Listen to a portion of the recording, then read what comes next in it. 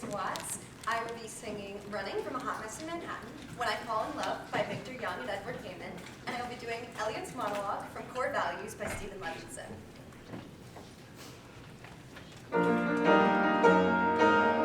And what if I don't ever find that sense of peace, that peace of mind?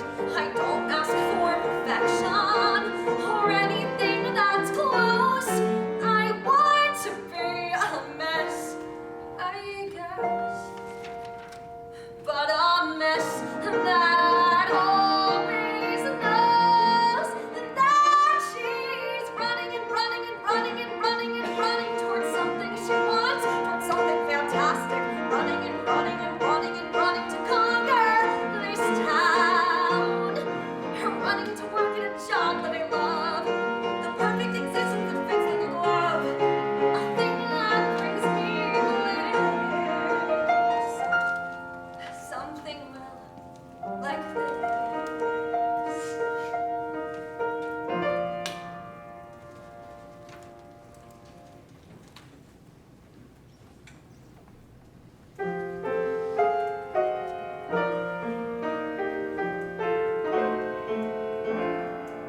When I fall in love,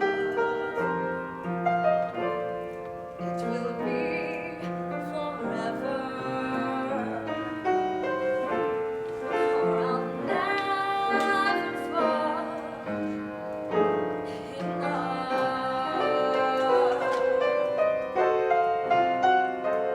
In a restless world like this is, love is ended before it's begun, and too many moonlight kisses seem to melt in the warmth of the sun. And the moment that I feel that you feel that way too, I really give my heart to you.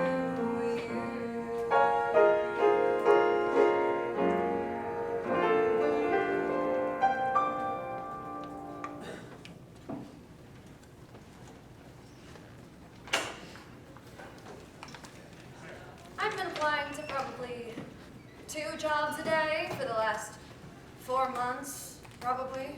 But they wanted experience, all the jobs, and I don't have any, I guess. I mean, I went to college, and I always thought that that was experience. It's not, apparently. I mean, everywhere I go, they're like, well, can you do Excel? Can you do PowerPoint? And it gets to the point where you're like, I can't even get a job at Bed Bath & Beyond. No, literally. I tried to get a job at the Bed Bath & Beyond in Union Square, and I had an interview, and I thought that it went pretty well, but then they never even called me back because I didn't have enough experience. Even though I have a lot of experience in selling and making sales. I worked at the art gallery for over 3.5 months until it closed, but that was not my fault. The owner was a cocaine addict, but anyways, they said that selling art was different. That it was a different kind of skill set from Home Goods, and they were worried I would have a difficult time adjusting in terms of skill sets. And I was like, that is not true. I am personable, and I'm smart, and I went to a really good college, so if you teach me how to sell Home Goods, I can sell Home Goods, I swear to God! And they were like, we disagree. And I was like, you are totally wrong. And they were like, no, actually, you're totally wrong, and we're the ones who get to decide. So yeah, don't call us, we'll call you. Thank you.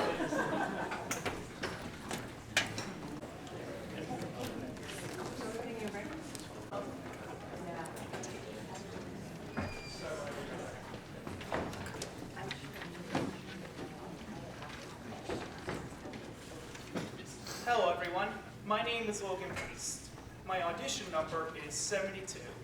I will be performing the songs Watch Your Step from Goosebumps the Musical, Master Song from Dracula the Musical, and then I will be performing a monologue from Odd Couple by Neil Simon. I'm ready. It isn't safe here, take it from me. When you roll these halls at night, you see some things you can't unsee. All fun and games until someone's dropping to their doom in a room that just finished mopping. I see kids like you who think that they're invincible. Me face a whole lot worse than going to the principal. Is there a ghost here? Well, if you ask me, there are about to be 3, unless you watch your step. One wrong tumble is all it takes. This thing's deadly. Who'd have thought that this whole piece of junk might need, I don't know, functioning brakes? So don't play with traps, it's not worth the thrill. And don't think it can happen, cause it can and will. Unless you do what I taught you, you better watch your step. Watch your step.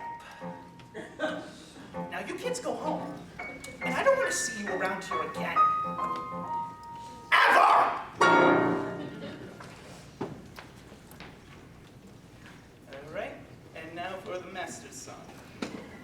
All right, I'm ready.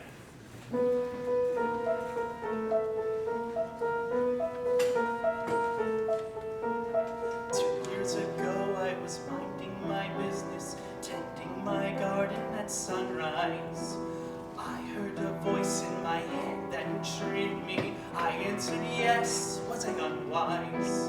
Thus it began all the long preparation he needed for his plan.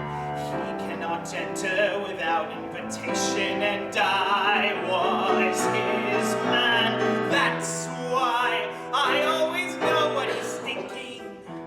I always know what he's drinking, and from whom, when he slips in someone's room.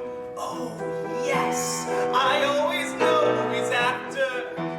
I hear his triumphant laughter in my head when he finds some well-bred undead. He sails across the 7 seas, his ship cuts through the waves, and when the crimson moon comes up, he drinks the blood of slaves. We have waited long for the master's song, and it's time to join in the chorus. Sing his song, sing it loud and strong, and the master may give you new life.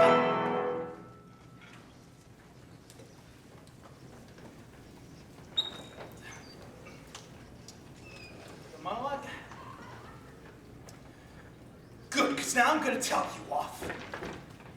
For 6 months, I have lived alone in this apartment. Alone. In 8 rooms. Then you moved in. My dearest and closest friend. And after 3 weeks of close personal contact, I am about to have a nervous breakdown! Do me a favor, move into the kitchen with your pots, your pans, your ladle, and your meat thermometer. When you want to come out, ring a bell, and I'll run into the bedroom. I'm asking you nicely, Felix, as a friend, stay out of my way, or at least let me get in one shot. You pick, Felix, head, liver, or kidneys. There's no use trying to run, Felix. There's only 8 rooms here, and I know all the shortcuts. Don't you get it? The marriage? We're getting an annulment! I don't want to live with you anymore, Felix. Don't you understand that? I want you to pack your things up, tie it all up with your saran wrap, and get out of here!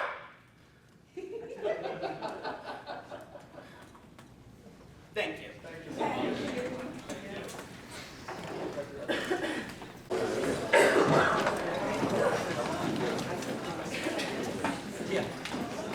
Hello. My name is Nora Shadow.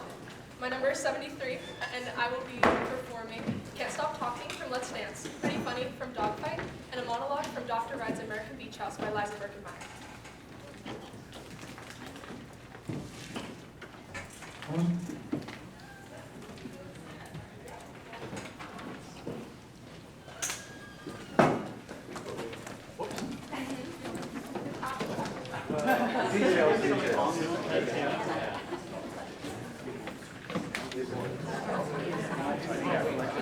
He's like,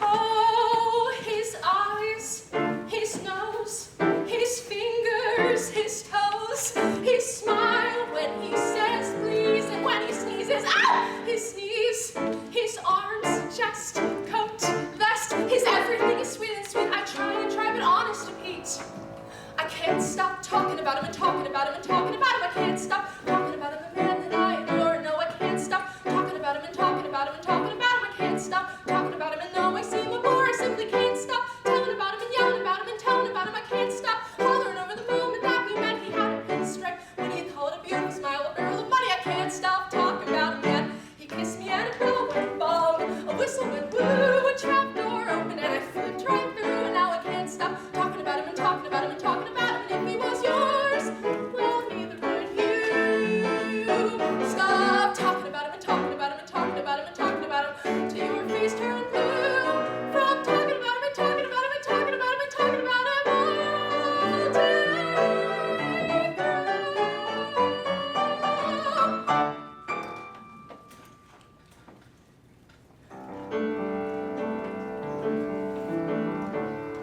All disasters have an upside. You can find one if you try. You went dancing, you were dancing. You were dancing with a guy. Isn't it funny? Isn't it funny? Aren't you funny? Pathetically naive and desperate to believe you can always find some good.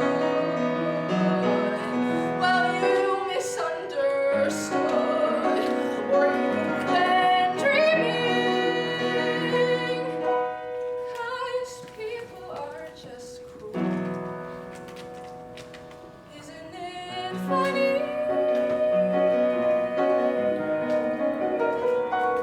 For a moment, he convinced me I could be pretty funny.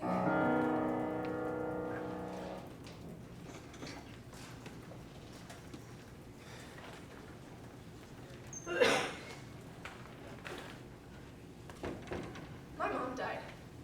I'm fine. She was in a lot of pain.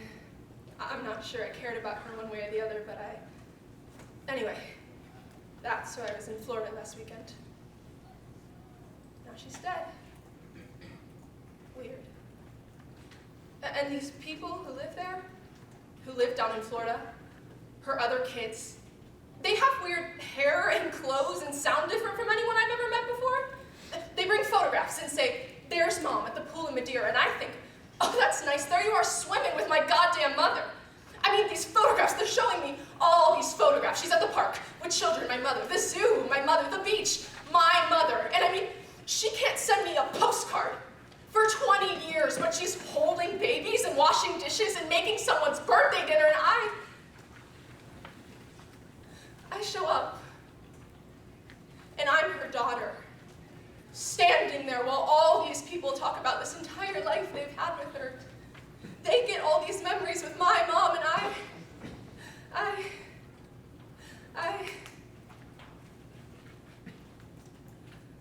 no one. Thank you.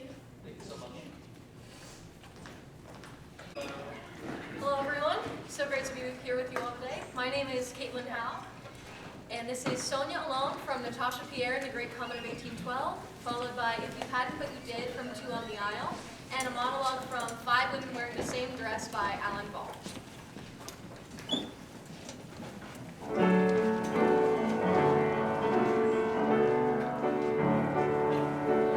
I know you've forgotten me. I know you so well, my friend. I know you might just throw yourself over, but I won't let you. I won't let you. It's all on me. And I remember this family. I remember their kindness. And if I never sleep again, I will stand in the dark for you. I will hold you back by force. I will stand here right outside your door. I won't see you disgraced. I will protect your name and your heart because I miss my friend. Because I miss my friend. Because I miss you, my friend.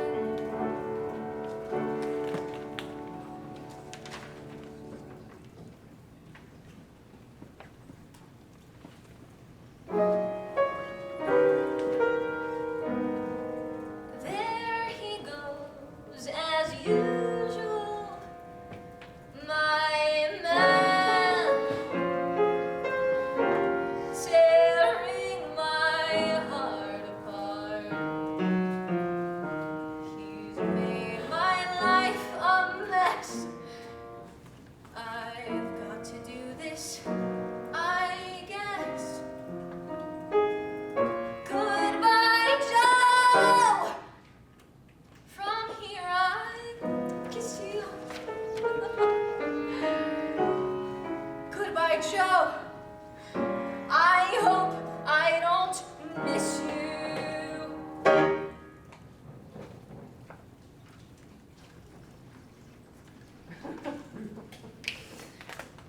If you had been on the square and had treated me fair, we had not had a tiff.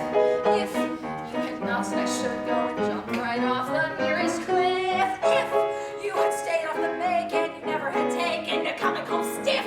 If I had not spoken to you with a nasty, unfamiliar whip. I'm gonna miss you, baby. Things could have been terrific. Oh, what's the diff if you weren't? If you hadn't, if you didn't, if you weren't, if you hadn't, if you didn't, but you weren't, you haven't, you went and you didn't. So goodbye.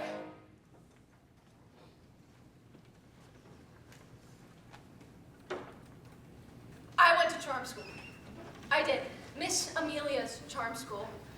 I think that my mother was dimly aware of my lesbian potential and was just hoping Miss Amelia would nip it right in the bud. She taught us how to choose the right haircut for our face and how to avoid shooting a beaver when we sat down. And for graduation, the Princess Charming pageant. I wore a little nautical bathing suit and I played Crimson and Clover on my bassoon. And I won! Yeah, it was the high point of my entire life. I'm really serious about that. It's been all downhill ever since then. But I have not missed a Miss America pageant in at least 20 years.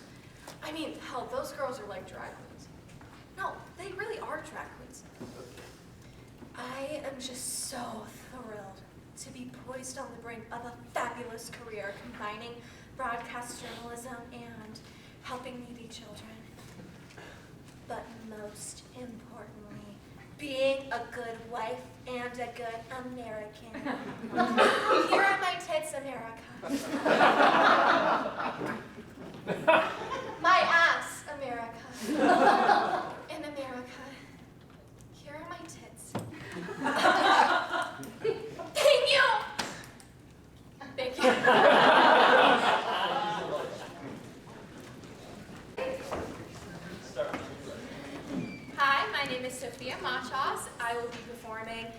song from Grand Hotel today, which is I Want to Go to Hollywood, followed by Someone to Watch Over Me from the musical Okay, and a monologue from the play Good Mother, written by Damian Atkins.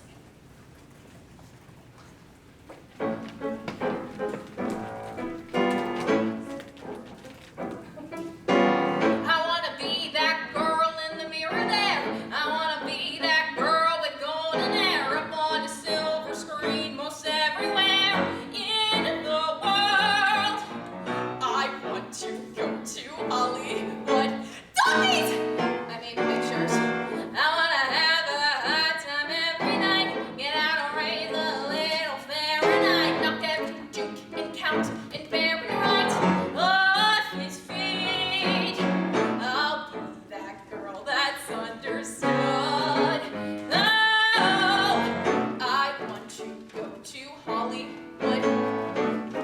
I wanna sing the blues. I wanna wear nice shoes and drink illegal booze in every late night spot with the jazz on.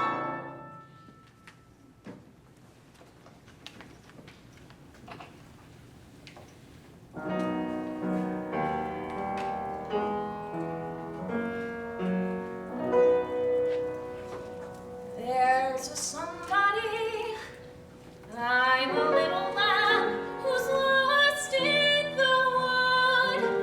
I know I could always be good to one who watch over me. Although he may not be the man some girls think of as handsome, to my heart he'll carry the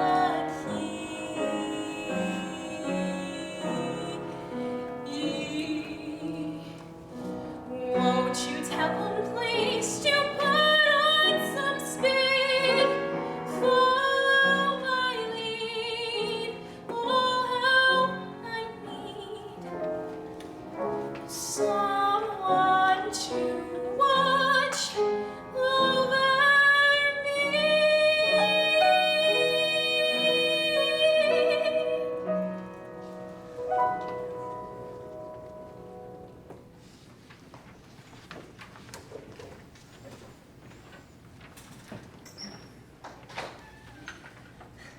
Okay, Mom, time to wake up. I know you're in there somewhere. You can't just check out in the middle of an argument. It's not fair. Do you really want this to be how I remember my birthday? Listen, we fight all the time. We're still best friends, right? My friend Amy. You remember Amy? You never really liked her. She says you're way too tough to stay in here for too long. Way too tough.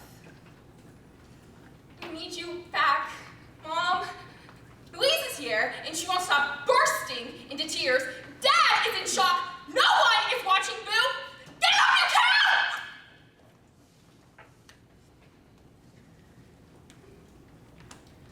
I give you the count of 3. 1. Mom, please try.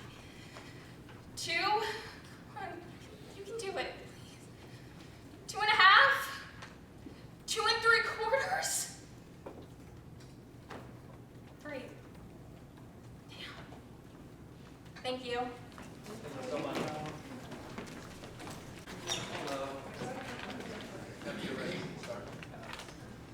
Hi, my name is Liam Norberg. I'll be performing One Good Thing by Don Zolaitis and Phaedra by The Sea.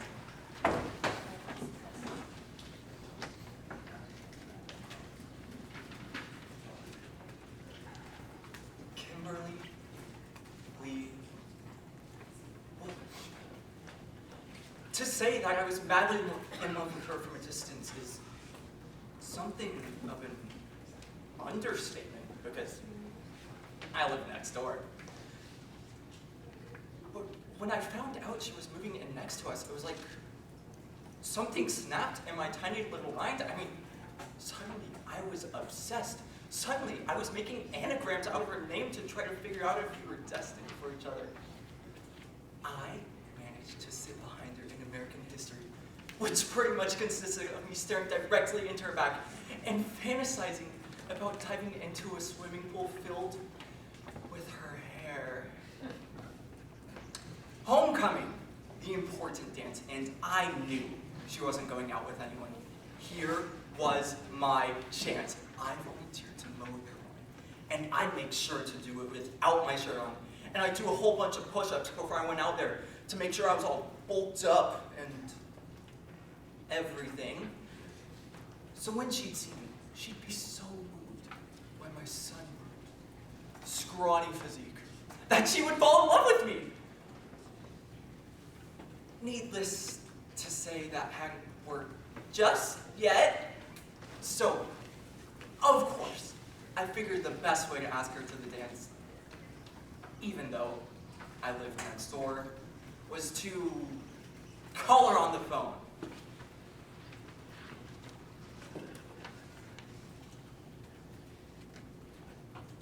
I've said too much not to say more. I've broken the silence, and I must tell you now the secret that my heart can hold no longer. You see before you an unhappy instance of hasty pride, a prince who claims compassion, I, who so long the enemy of love, despised his captives who, pitying poor mortals that were shipwrecked, in seeming safety viewed the storms from land, now find myself to the same fate exposed, tossed to and fro upon the sea of troubles. My boldness has been vanquished in a moment, and humbled is the pride wherein I boasted. I struggle vainly to be free from you and from myself. I shun you present. Absent, I find you near. I see your form in the shades of night. All things conspire to make Hippolytus your slave. For fruit of all my bootless sighs, I fail to find my former self. Reject not vows expressed so ill, which, but for you, had ne'er been formed.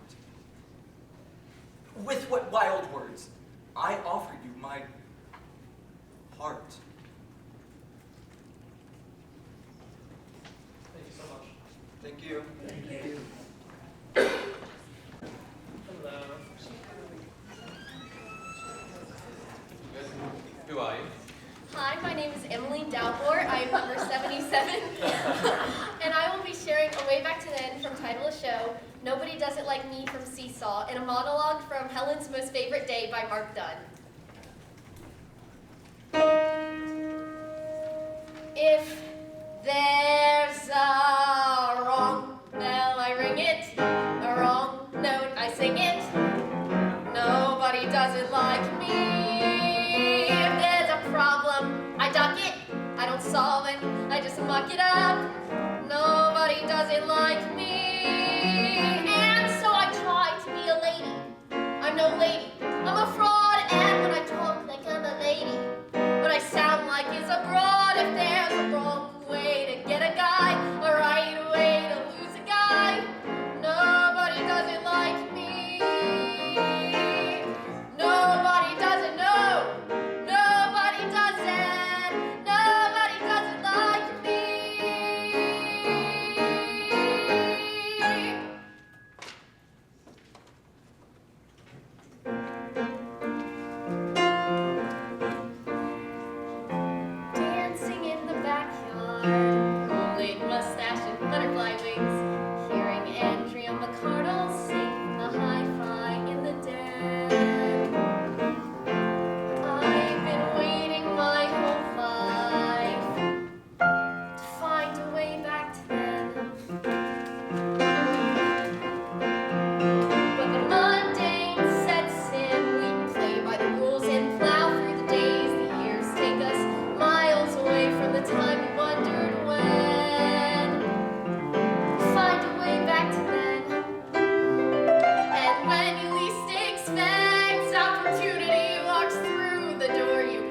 suddenly connect with the thing that you forgot that you've been looking for.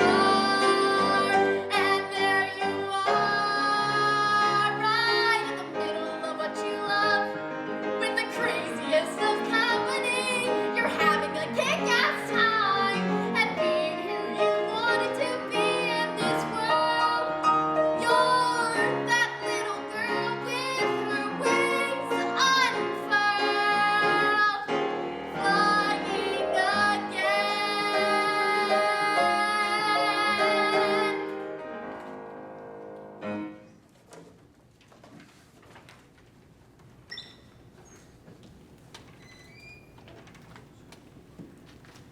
Look, Herman, I know this is not the reason I invited you over here, but watching you sitting at your tiny little desk, drudging through your daily routine, and taking your 3:30 coffee break at precisely 3:30. Not 3:31, no, never, God forbid, 3:29. Enslaved to the same. I've put my heart and soul into hoping against hope that one day you get up from your desk and walk over to my desk for a change, for a nice, rough-rushing change. Not at 3:30, not at 3:35, no, but at 3:47, and say to me, Ruta, dear, why don't we go to the park? Just the two of us, Ruta. Let's go parking in the park and solve the word all together or something, I don't know. Herman, look at me. Do you love me or not? Thank you. Thank you so much. Hello.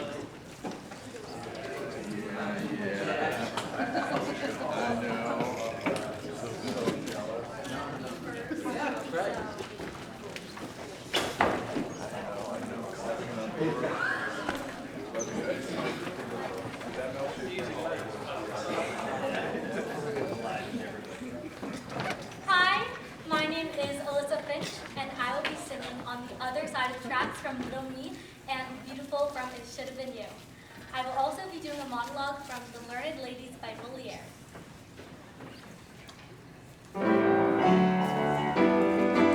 On the other side of that line, where the life is fancy and free, gonna sit and bend on my fat divan while the butler bottles the tea. But for now, I'm facing the fences, and I can't afford to relax when this whole caboodle commences on the other side of the tracks. So I'm off and running over the rail. I'm going gunning after the quail. Off and running, send me the mail to the great big world that'll open wide, to the great big world on the other side of the tracks.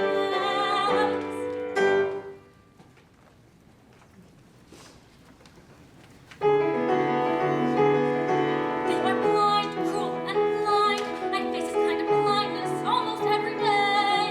Every day I hear somebody laugh, some perfect blonde giraffe. Let me hear it now. Wow, you are beautiful through and through. You are beautiful. Yes, I mean you. Truly beautiful, I agree. She is beautiful. They say if you believe in something, that makes it true. I am beautiful.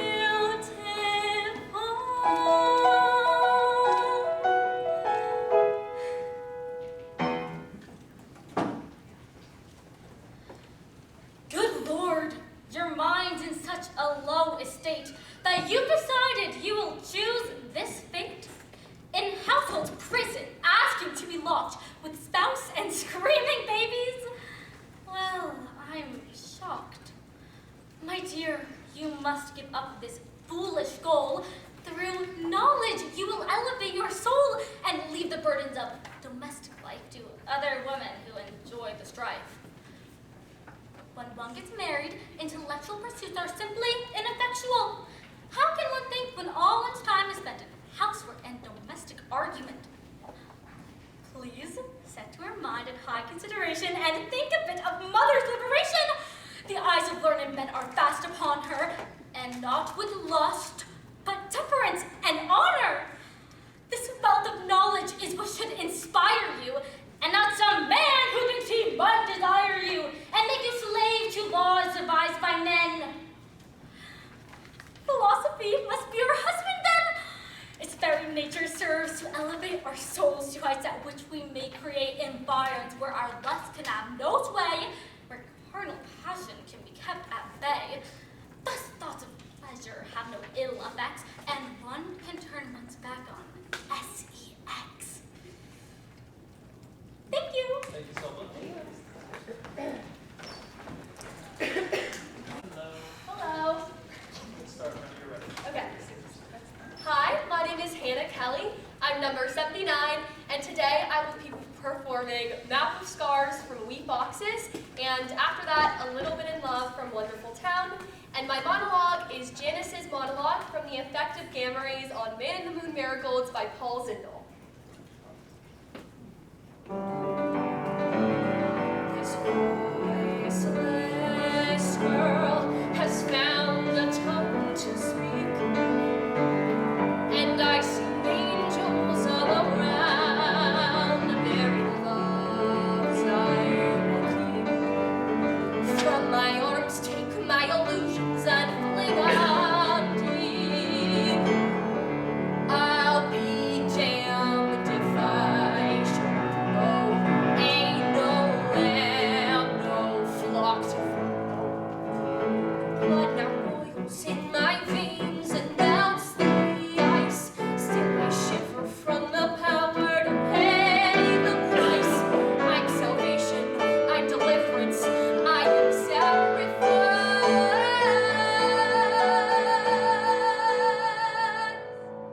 This map of stars guides me on.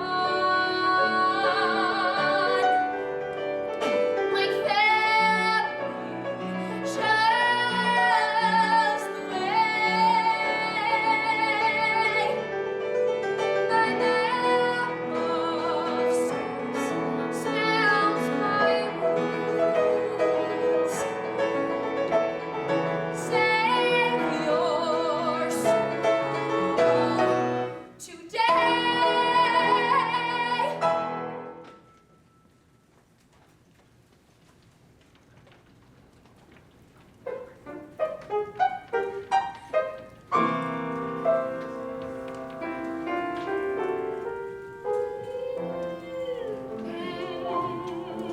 I'm a little bit in love. Never felt this way before.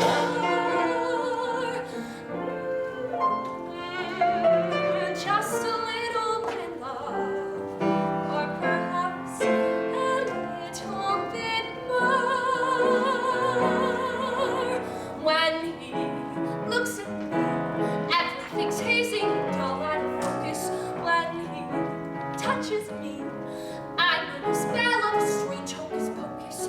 It's so, I don't know, I'm so, I don't know, but I know if it's love, then it's loving.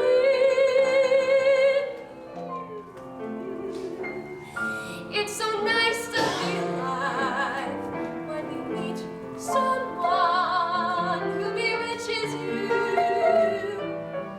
Will he be my all, or did I just fall a little bit in love?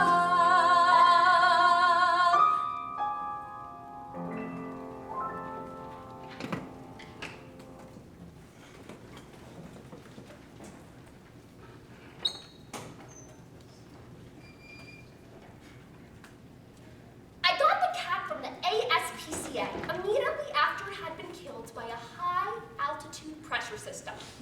That explains why some of its rib bones are missing, because that method sucks the air out of the animal's lungs and ruptures all cavities. They say it prevents cruelty to animals, but I think it's horrible. Then, I boiled the cat in sodium hydroxide solution until most of the skin pulled right off, but I had to scrape some of the gristle off the joints with a knife. You have no idea how difficult it is to get right down to the bones. I have to go on to the next part now, but I did want to tell you how long it took me to put this thing together. As it is now, it is extremely useful for students of anatomy, even with the missing rib bones, and it can be used to show basic anatomical aspects of many, many animals that are in the same family as felines. That's about the only present use I can think of for it, but it is nice to remember as an accomplishment, and it looks good on college applications to show you did something else in high school besides dating. The only future plans I have with Tabby. My little brother asked the ASPCA what its name was when we went to pick it up, and they said it was called Tabby, but I think they were kidding him. As far as future plans, I'm going to donate it to the science department, of course. And next year, if there's another science fair, perhaps I'll do the same thing with a dog. Thank you very much for your attention, and I hope I win. Thank you.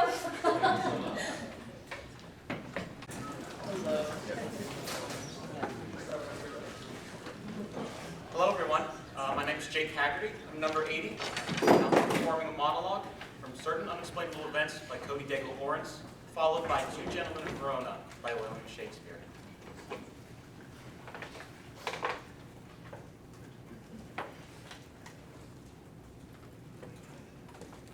Anything the human mind can imagine must therefore exist somewhere in the universe.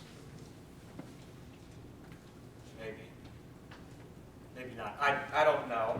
I mean, it was a cool thought, and I mean, Michael used to bring it up a lot, sure, but you know, I just thought it was this cool thing we used to talk about together. You know, I didn't think he was serious or anything.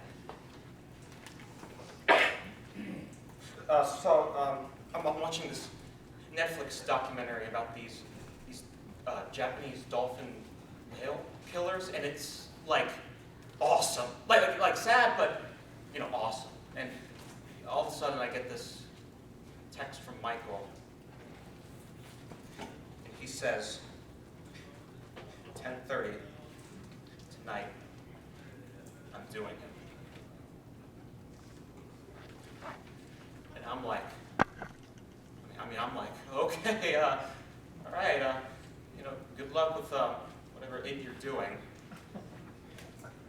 So I text him back and I say, can't, curfew, what it are you doing? And I wait a few minutes and I don't get a response. So I decide to text Sarah, and I say to Sarah, hey, you should check up on Michael. He seems to be acting weird.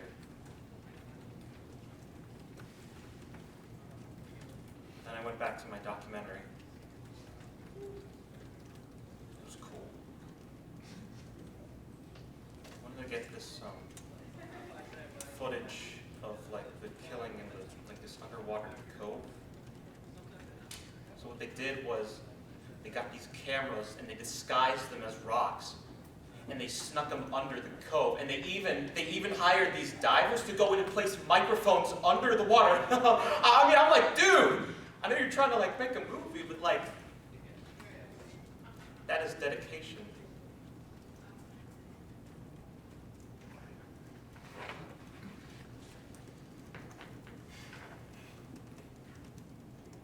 I think Crab, my dog, be the most sourest natured dog that lives. My mother, weeping, my father, wailing, my sister, crying, our maid, howling, our cat, wringing her hands, and all our house in a great perplexity, yet did not this cruel-hearted cur shed one single tear. I mean, he is like a stone, okay, a very pebble stone, and has no more pity in him than a dog. Why, my granddam, having no eyes, look you, wept herself blind at my parting. Nay, I'll show you the manner of it. this shoe is my mother. Wait, no, sorry. This left shoe is my father. Wait, no, this left shoe is my mother. Wait, no, that can't be it. Yeah, it is, yes, it is so. It is so. It has the Worcester's hole. So, this left shoe is my mother, and this right shoe is my father, and I am the dog. You know, the dog is himself, and I am me. Right, so, I come to my father. Father, your blessing. Note the shoe should not speak a word for weeping. Now I come to my mother. Mother, your word. I there it is. My mother's breath.